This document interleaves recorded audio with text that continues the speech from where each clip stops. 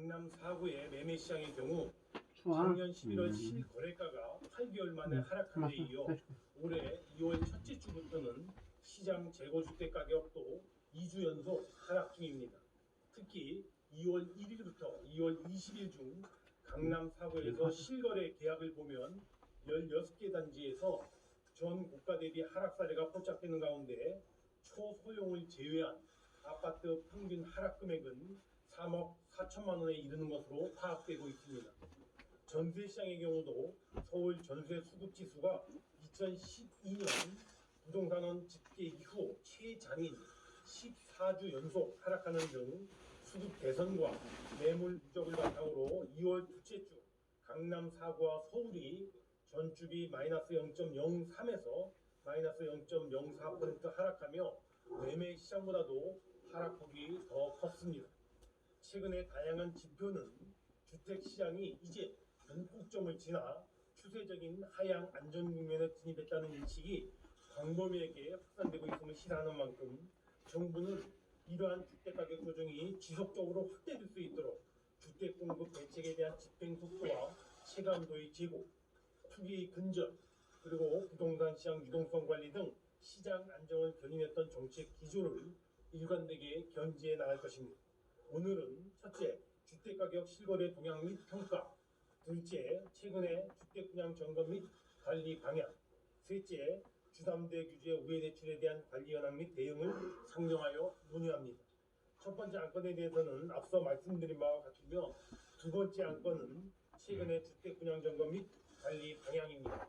주택 분양은 입주 물량 가능 수단일 뿐만 아니라 그 자체로도 가격 불안 심리 진정에 기여하는 중요한 주택 공급 지표인 만큼 정부는 그간 충분한 분양 물량 확보를 통한 손에 잡히는 내 집 마련 기회 확대를 위하여 총력을 기울여 왔습니다. 금년 분양 평년 대비 30% 이상, 그리고 지난해와 비교해서도 20% 이상 많은 사전 청약 합산 규모 46만 호가 예정되어 있으며, 특히 2월의 경우 비수기임에도 정책적인 노력과 민간 호응 등으로 역대 2월 최고 수준의 2만 9천 호 분양 및 사전 청약 7천 호가 진행 중에 있습니다. 또한 분양에 선행하는 인허가 실적이 작년 55만 호로 전년비 약 20% 증가하고, 분양가 상한제 산정 기준이 되는 기본형 건축비 합리화로 민간 업계의 분양 유인도 강화되는 등 분양 여건이 지속적으로 개선되는 모습입니다. 최근의 인허가 분양 확대는 2, 3년 내 입주 물량에 반영되어 2030년까지 공급 과잉 우려 수준의 매년 56만 회의 주택 공급 및 추가 증가 요인으로 작용할 전망이며, 정부도 선호 입지 중심으로 분양 속도 제고를 적극적으로 뒷받침해 나갈 계획입니다. 마지막으로 세 번째 안건은 주담대 규제 우회 대출에 대한 관리 현황 및 대응입니다. 저축은행, 여전사가 LTV 규제가 배제되는 대부업자의 주담대 대출을 담보로 하여 대출을 실행하는 경우 본 규제를 우회하는 의도가 있어 정부는 지난 2020년 8월 부동산 시장 점검 관계장관 회의 시에 올해 3월 1일까지 저축은행 등이 대부업자들에게 관련 대출을 취급하는 경우에도 LTV 규제를 적용토록 행정 지도해 왔습니다. 최근의 종합점검 결과 작년 1월부터 8월까지 저축은행 등의 대부업자 대출 신규 취급액은 0.3조 원으로 2020년 행정지도 시행 전 동기간 취급액 1조 원 대비 약 70% 감소하는 등 관련 우회 대출 관행이 상당 부분 해소된 것으로 확인되었습니다.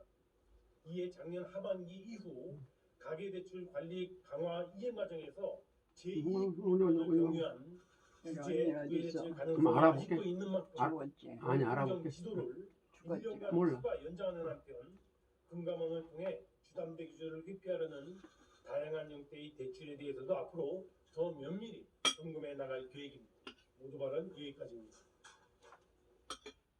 네, 홍남기 부총리의 부동산 시장 점검 관계장관 회의 모두 발언 들으셨습니다. 홍 부총리는 부동산 매매 시장의 하향 안정세가 뚜렷하다면서 주택 시장이 변곡점을 지나 추세적으로 하향 안정 국면에 들어섰다는 인식이 광범위하게 확산되고 있다고 말했습니다. 네, 회의와 관련해서 추가로 내용이 들어오면 다시 전해드리겠습니다. 네, 어젯밤 9시까지 전국에서 코로나19 신규 확진자가 16만 명에 육박했습니다. 오늘 0시 기준으로 발표될 신규 확진자는 17만 명 안팎으로 예상되는데요. 이 같은 폭증세에도 불구하고 정부는 낮은 치명률을 근거로 코로나19 출구 초입에 들어섰다고 평가했습니다. 김주환 기자가 보도합니다. 어젯밤 9시까지 코로나19 신규 확진자는 15만 8,005명으로 집계됐습니다. 하루 15만 명대 신규 확진자 발생은 코로나19 사태 이후 처음입니다. 월요일이었던 그제부터 진단검사 건수가 평일 수준을 회복하면서 확진자가 폭발적으로 늘어난 것으로 분석됩니다. 이런 상황임에도 정부는 연일 낮은 치명률을 강조하며 델타 때와는 다른 대응을 주문하고 있습니다. 델타의 4분의 1에 불과한 치명률이 최근에는 더 낮아지고 있다며 코로나19 출구 초입에 들어섰다고까지 평가했습니다. 풍토병적인 관리 체계로 전환하기 시작한 초입 단계가 되겠습니다. 아직은 갈 길이 멀지만 출구를 찾는 초입에 들어선 셈이 되겠습니다. 전파력은 크지만 치명률이 낮은 특성을 고려해 오미크론과 공존하는 체계로 가는 과정에 있다고 강조한 겁니다. 다만 지난해 11월 시행했다가 중단한 일상회복 재개 시점에 대해서는 아직 구체화하기 어렵다고 밝혔습니다. 유행 정점 이후 감소세 전환 여부와 위중증 사망 추이, 의료 대응 여력 등을 종합적으로 평가해 결정할 것이라고 설명했습니다. 오미크론 유행 자체의 정점이 어디까지인지 전체적인 유행 상황에서의 우리 의료 체계에 끼치는 부담이 어느 정도일지 등에 대한 평가들을 좀 하면서 이 부분들은 판단해 되려고. 유행이 안정화된 이후 발표하게 될 일상회복 방안은 기존과는 달라질 것으로 보입니다. YTN 김주환입니다. 최근 18살 이하 연령대의 확진이 지속적으로 늘어나고 있습니다. 방역당국은 소아와 청소년의 감염 자체도 문제지만 가족 내에서 특히 고령층으로 감염이 이루어질 수 있는 점을 우려하고 있습니다. 홍주혜 기자입니다. 지난주 전체 확진자 가운데 18살 이하 소아와 청소년의 비중은 27.3%, 전주보다 소폭 늘었습니다. 특히 백신 접종 대상이 아닌 11살 이하의 발생률이 높습니다. 생후 6살까지와 7살에서 12살 사이에선 인구 10만 명당 일평균 발생률이 한 주 만에 2배 이상으로 뛰었습니다. 전체 연령군의 증가폭과 비교하면 급증세가 두드러집니다. 이 나이대는 보통 재택치료 일반관리군으로 분류되지만 아파도 제대로 표현하지 못하는 경우가 많고 증상이 갑자기 악화하기도 해서 주의가 필요합니다. 특히 지금 소아의 경우에 있어서는 부모들이 아무리 잘 봐도 알 수가 없습니다. 이 아이가 지금 좋아지고 있는지 나빠지고 있는지도 알 수가 없는데 갑자기 나빠졌을 경우에 골든타임 안에 병원에 도착을 할 수가 있어야 되는데 다른 문제도 있습니다. 소아와 청소년이 확진되면 함께 사는 고위험군, 특히 고령층도 바이러스에 노출될 수 있기 때문입니다. 지금 한 3수 정도 드셨는가요? 가족 간 정도가 일단은 특히 가족 중에서 고령층, 무난해 보입니다. 고령층으로의 감염이 이루어지는 경우들이 상당히 우려되는 시간이 좀 됐기 때문에 아울러 당장 그래서 다음 영상은 주 중단하고요. 새학기 개학이 시작되면서 학교 감염 우려도 오늘 때문에 아직 70%대에 머무는 청소년 접종률을 더 높여야 한다는 지적이 나옵니다. 오늘 아침은 청국장 국에다가 계란 반숙하고 우유를 좀 풀었고 우유가루를 좀 넣어서 섞었어요. 그래가지고 간은 김치국으로 간혹 드려요. 아마 영양상 크게 문제 없을 것으로 보입니다. 여기다가 밥은 제가 한 수 정도 섞었어요. 이걸 다 드시는 것이 오늘 목표인데 어쩔란가 모르겠네요. 결과는 이따 오후 영상에 제가 올려드리겠습니다. 어찌됐든 어제는 7시 45분에 일어나서 별로 아침을 2수밖에 못 드셨는데 오늘은 6시 일어나서 세면 등 한 20분 걸리고 종교활동을 한 50분 했어요. 그리고 식사를 했는데 일단은 지금 3수 정도는 잘 들어갔고 아마 크게 거부감은 없네요.